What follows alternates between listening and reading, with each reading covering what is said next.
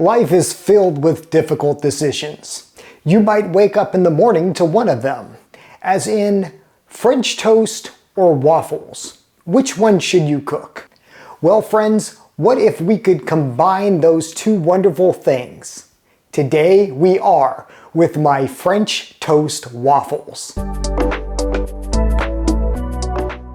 Hello and welcome to I Want to Cook. My name is Chef Matt, and boy are we making something delicious today. We are making French toast waffles, or if you prefer to call them waffle French toast, that's fine with me. Whatever you call them, they combine the best of two breakfast staples. You get the battered, breaded and fried fantasticness of French toast with deeply grooved goodness of waffles. Though we're combining two things in one and thus avoiding the culinary dilemma of which one to make, my French toast waffles are super easy to cook. If you've got bread, eggs, milk, and a waffle iron, you can be enjoying these in no time. You don't even need to make a flour batter as you would with waffles. Just a simple combination of eggs, milk, and a few other ingredients for a liquid batter is all it takes for this. And as for the bread, well, you can use anything. I'm gluten-free, so I'm using some gluten-free bread, but a great thing about this recipe is that you can use any bread you want, just like French toast. That can be a slice of white or wheat bread to everything from an old hamburger bun. And pro tip number one, older, slightly stale bread is actually better for this recipe because it's a little bit drier. Some of that moisture has gone out of the bread, and thus it's better able to absorb that liquid batter that we're going to make. And pro tip number two, you might remember from when we made those air fryer croutons. Regarding old bread, you can almost always find a loaf or, well, 10 on the clearance rack of most stores. That makes this inexpensive breakfast, well, even cheaper. Now, just as we would with normal French toast, we are making a liquid batter first. And to do that, we are going to use 4 eggs, half a cup of milk, 1 tablespoon of brown sugar, a dash of salt, a 1/4 teaspoon of cinnamon, and a little bit of vanilla extract.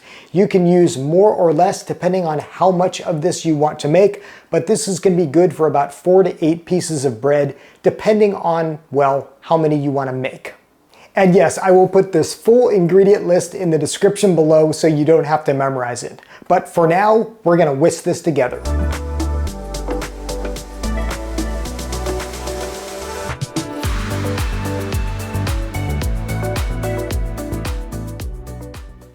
Have you ever had a spa treatment?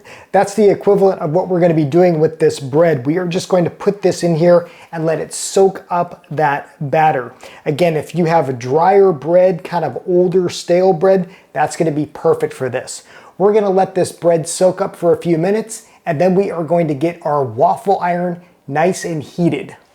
My waffle iron happens to be a little bit different. This is the Griddler by Cuisinart. I bought this years ago at a thrift shop, and it served me really well. And what I like about it is, well, not only do the plates actually come right off for easy cleaning, but they're interchangeable. This also comes with like a flat griddle tray as well as a grill tray for like meats and paninis. I actually had to buy these separate. I bought these new. I bought the whole thing used at a thrift store.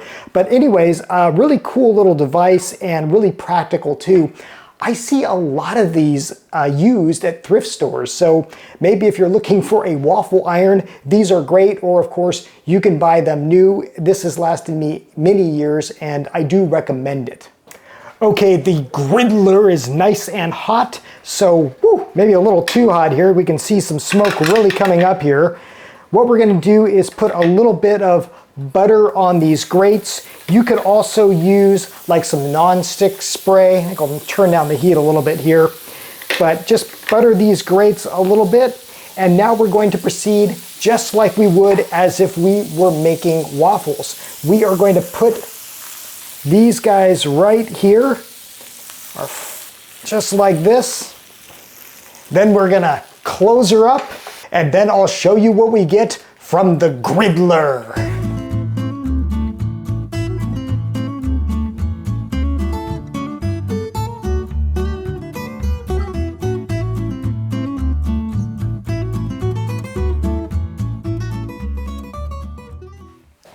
Okay, these have been cooking about 6 or 7 minutes. All waffle irons will be a little bit different, and the first batch usually isn't the best, but here's the moment of truth. Let's take a look and see how we did. Oh yeah, look at these. I mean, come on. Have you ever seen anything like this? It is the French toast waffle. French toast waffles, check. Drizzled butter, check. Warm maple syrup poured right over. Oh yeah. Oh, how's it taste? Sensational. Here again, you get the best of both worlds. You get the French toast that we all love, that we usually have griddled, but those nice deep divots that are just going to suck up syrup and butter and whatever other goodies you want to put on. Waffle, French toast waffle, whatever you want to call them, I hope you give it a try. These are fantastic and they really do change up the breakfast game. Okay, trivia time. Last week I asked you to identify this funky looking thing that is not coming into focus right now, so I'll show you some B-roll from the last video.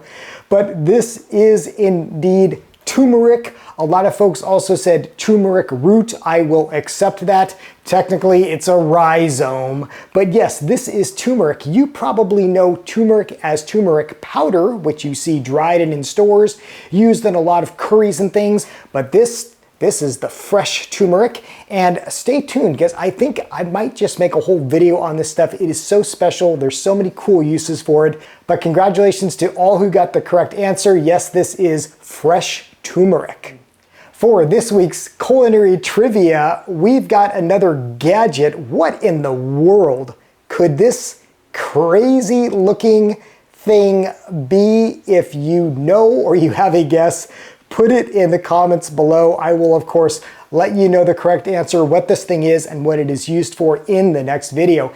Hey, as always, thank you for watching. Thank you for subscribing. Until next time, I hope you want to cook.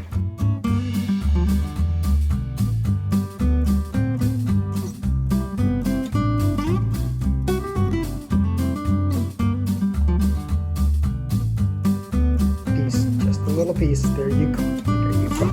Baby boy, good boy, Bronx. Good boy.